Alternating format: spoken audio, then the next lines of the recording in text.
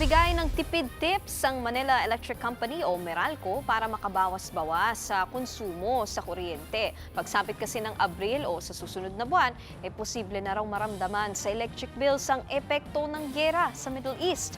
Narito ang Frontline Report.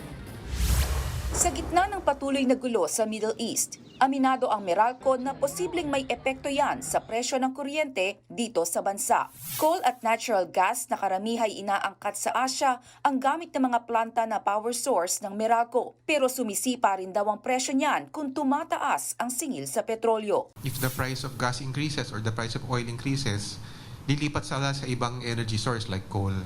So, mas marami rin gagamit ng coal kumpara sa other energy sources. Sa post naman sa X, sinabi ni Meralco Chairman at CEO Manny V. Pangilinan na pinag-aaralan na ng kumpanya ang posisyon tungkol sa LNG o liquefied natural gas. Gayon din daw ang epekto ng presyo ng coal sa diesel. Sa darating na Abril, posible raw maramdaman ang epekto ng gulo sa electric bill. Matataon pa kung kailan inaasahang tataas na ang demand dahil sa umiinit na panahon. Sisiguruhin naman daw ng Meralco na hindi magkukulang ang supply, pero hindi naman masama kung magtitipid din sa kuryente. We fully support government's call for energy efficiency, that we are able to maximize the use of electricity but mindful of the consumption, the demand side management and the need for energy conservation efforts. Sa pag-aaral ng Meralco Power Lab, lumalabas na makakatulong sa pagtitipid sa konsumo ng kuryente ang paggamit ng DC o direct current na electric fan. Bagamat mas mahal sa karaniwang electric fan, nasa 190 pesos daw ang matitipid ng mga consumer sa bill kada buwan sa paggamit nito. Si DC fan po, ang ginagamit po niya, meron na po siyang permanent magnet sa loob. So, mas less power na yung kailangan niya para lang paikutin yung rotor natin.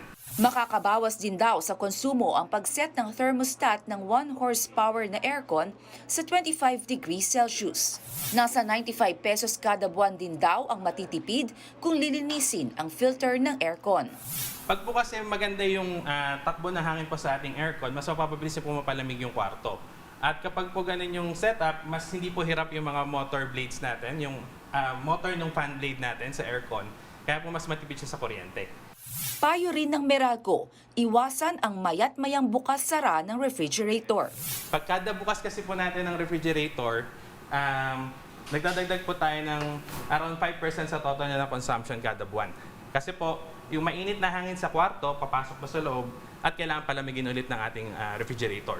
Nagbabalita mula sa Frontline, Naomi Dayrid, News 5. Mga kapatid, Nikki de Guzman po. Para sa pasada ng mga rumaratsyadang balita, mag-follow at mag-subscribe na sa social media pages ng News 5.